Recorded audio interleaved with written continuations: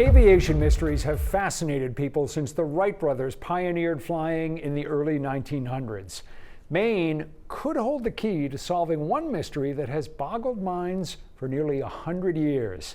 Thanks for watching on News Center Maine Plus. I'm Rob Caldwell. And I'm Samantha York. We're talking about Project Midnight Ghost, the effort to find a missing plane known as the White Bird. The plane took off on the morning of May 8th, 1927 from an airport outside of Paris with two French aviators on board. It was reportedly seen over England, then Ireland about 5 hours after takeoff. The last reported sighting was over Newfoundland. The pilots never made it to their destination in the U.S., and many believe the plane could have gone down in rural Maine. In 1984, I dug deep into this mystery and the extensive efforts in Maine to solve it. It took me from the eastern part of the state all the way to France, where the White Bird's journey began.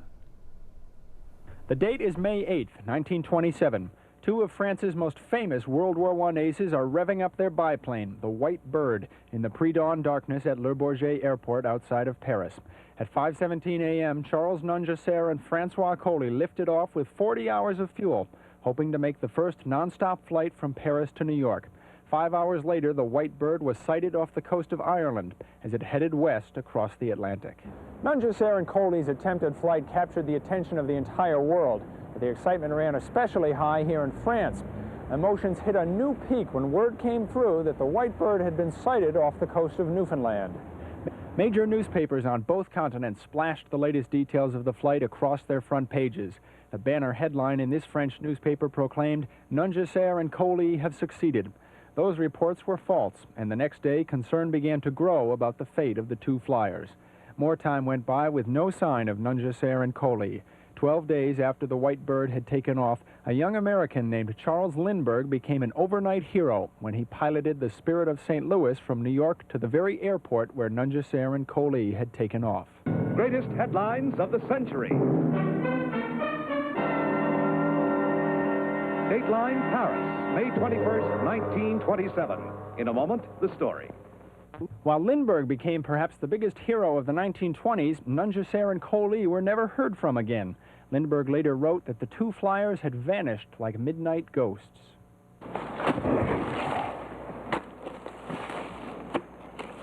The year is now 1984, and a new search has been mounted for the White Bird. This effort hangs on the tail of a Maine woodsman named Anson Berry. On the afternoon of May 9th, 1927, Anson Berry was out fishing on this lake. He heard a plane pass overhead but couldn't see it because of the overcast skies.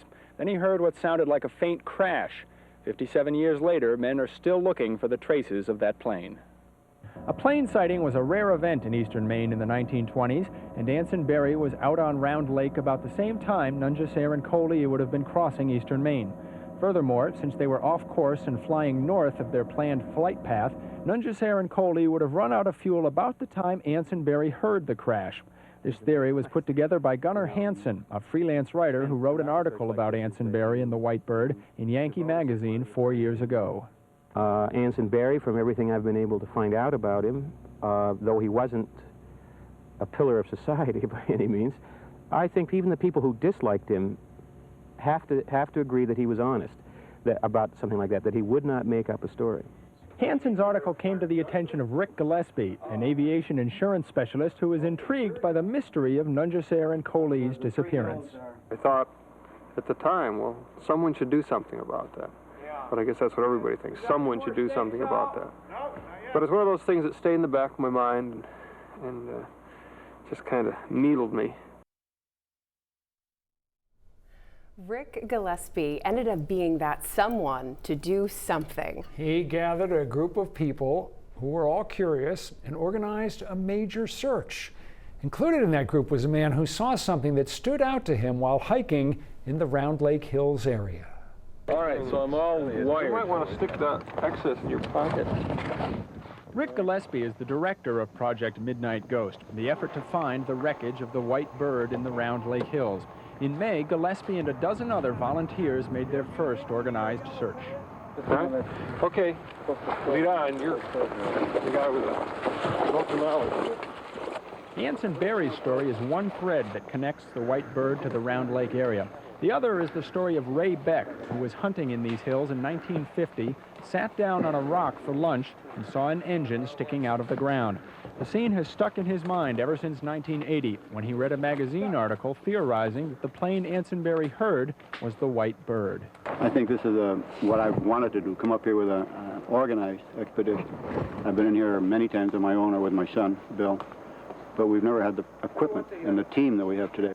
Beck remembers he saw the engine on a high point of land.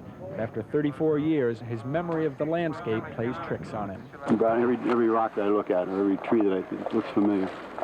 But I have found enough bona fide landmarks that I remember from my trek in here when I was 24 years old that convinced me that I am right. We're going to find it. And I want to be here when it's found. Somebody's going to find it, and I want to be here. Gunnar Hansen wrote the article about Anson Berry that has led to the renewed interest in the White Bird. He's hiked the area several times and knows how hard it'll be to find the remains. If it's in a dry area, that stuff shouldn't be buried very deeply. That's pretty thin soil there, and it's pretty rocky. It's not going to go far down into the ground. The problem is that if it hit a bog, it could be partly submerged, and I've been through some of the bogs here. They're murdered to get through. Anson Berry's story about hearing a plane crash has been a well-known bit of lore in the Machias area for decades. Berry died in the 1930s, but 89-year-old Albert Matatall remembers him well and thinks the White Bird lies somewhere in the Round Lake Hills. I think he's out here somewhere. No, I really do. In fact, I've heard of fellows that has seen an engine in this country somewhere. I don't know where.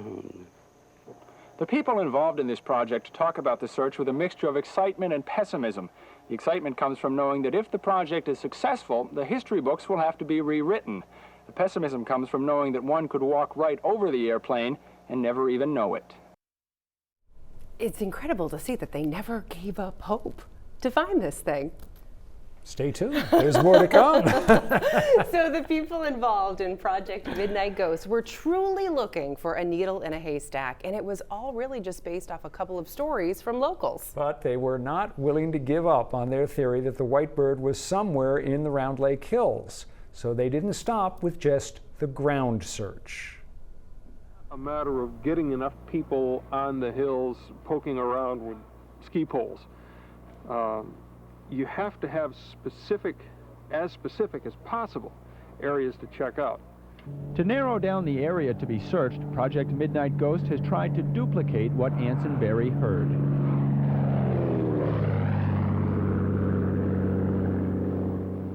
Berry was out floating on the lake in a canoe. Project Midnight Ghost enlisted a seaplane and put it out on the water. Roger, Midnight 1. This is Midnight 2. We're approximately Lake Station 1. We're going to set up anchors. Does this look like a good position to you? With the seaplane anchored, Rick Gillespie then made repeated runs over the lake in a single-engine aircraft. Following the same east-to-west path, the White Bird would presumably have flown. Midnight 2, Midnight 1 is rolling in on pass 4 now. Roger, Midnight 1. The spotters on the lake and the flyers in the air maintained radio contact with one another. As soon as the plane passed out of earshot of the seaplane, the spotters would notify the pilot, and the pilot would note his position and altitude. The spotters also kept track of how a change in the breeze would affect how well they could hear the fading sound of the plane. So the slightest wind helped us lose contact very readily. Okay, just make a note of the wind and from where it's coming and approximate velocity. Winds presently on pass 1 were out of the southwest at 5 to 7 knots.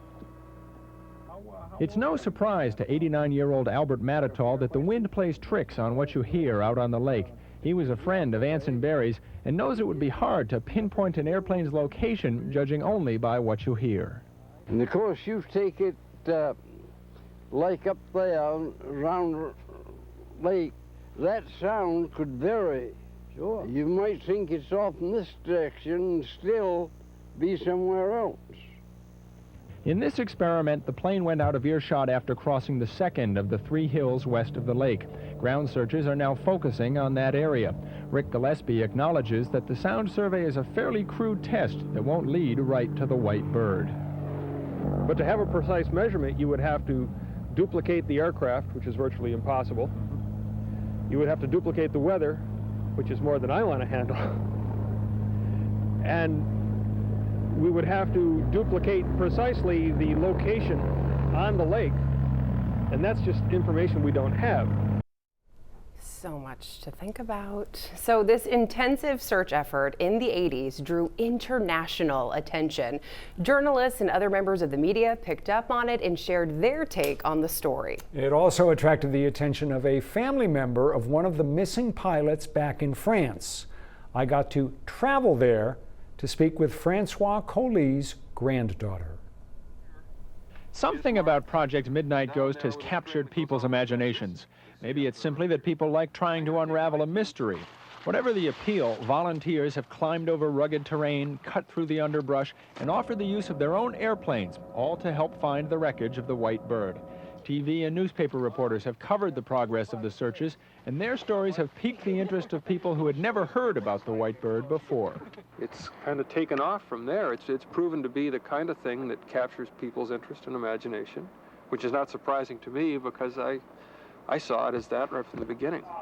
Along with the excitement comes a lot of hard work. Searchers have put in long hours without turning up any results. They realize that's part of the game. If I were home washing windows and found out that this group found an airplane engine of such historic value, I would be so upset that I missed the whole thing. So that's why I'm out here. The flight of the white bird may have ended in Maine. It began in France, at Le Bourget Airport outside of Paris. The pilots of the white bird have not been forgotten here. A statue overlooks the airport, paying tribute to Charles Nungesser and Francois Colly, and to Charles Lindbergh, who made it from New York to Paris a week and a half after the white bird vanished. Francois Colly had thought about trying the easier west-to-east crossing and then decided a proud Frenchman shouldn't begin a transatlantic flight in New York. Because the idea seems to him ridiculous. He said it was like visiting ourselves. If we go there and coming back, he didn't like the idea. The memory of Francois Colly burns brightly in his granddaughter's Paris apartment. Stacks of memorabilia are tucked away in drawers, and Madame Guyot Colly shows them to visitors with obvious pride. She's delighted with Rick Gillespie's effort to track down the white bird. I was very surprised when I heard it, but I'd like to wish him good luck, and he deserves to find something. The men being sought look like something straight out of central casting. Francois Colly, a one-eyed World War I ace who promised his wife the transatlantic flight would be his last fling with adventure. And Charles Nungesser, the most decorated Allied pilot of the war, a man who said a strong heart does not fear death, even in its most terrible aspects. Does Madame Guyot Colly think these two men and the white bird lie somewhere in the hills of Maine? It's possible, but if they found it, it means that they have been diverted off their path. It was not on their path to New York. But everything is possible with this case, I think.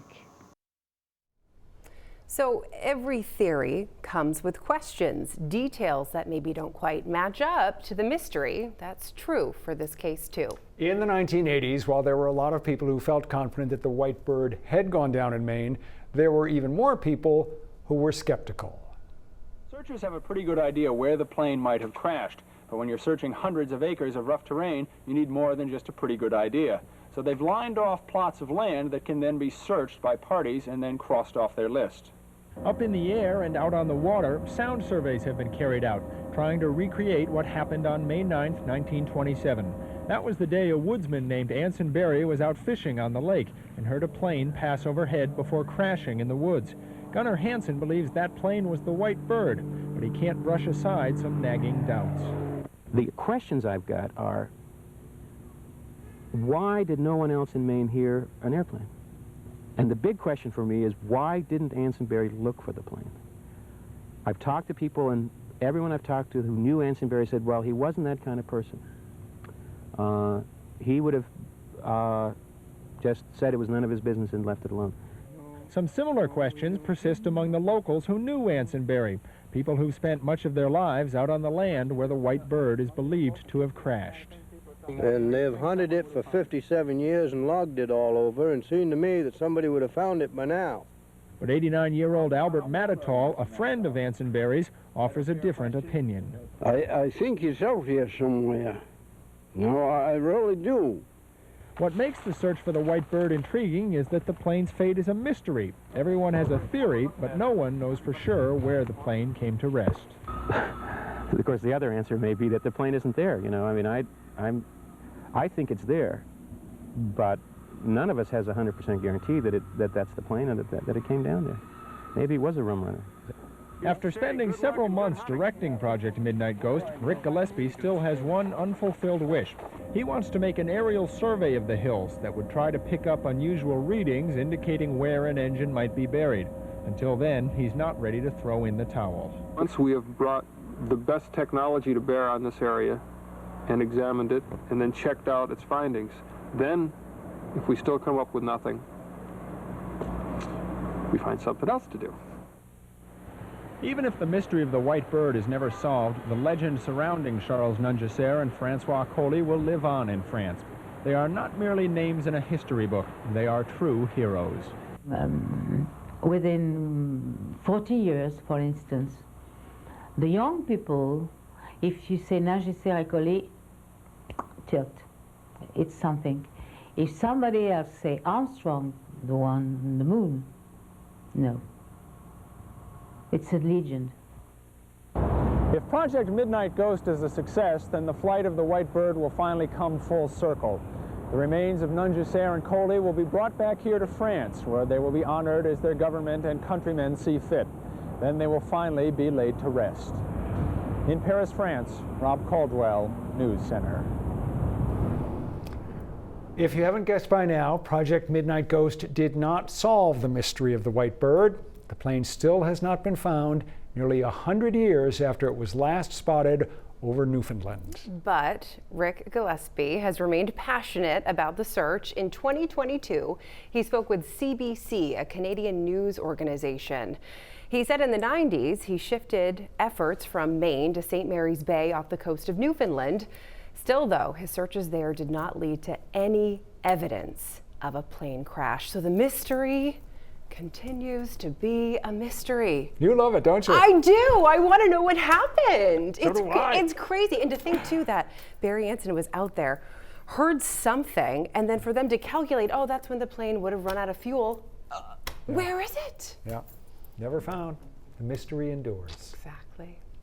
Thanks for watching us on News Center Maine Plus. Remember to check back here to stay up to date with our latest projects and stories.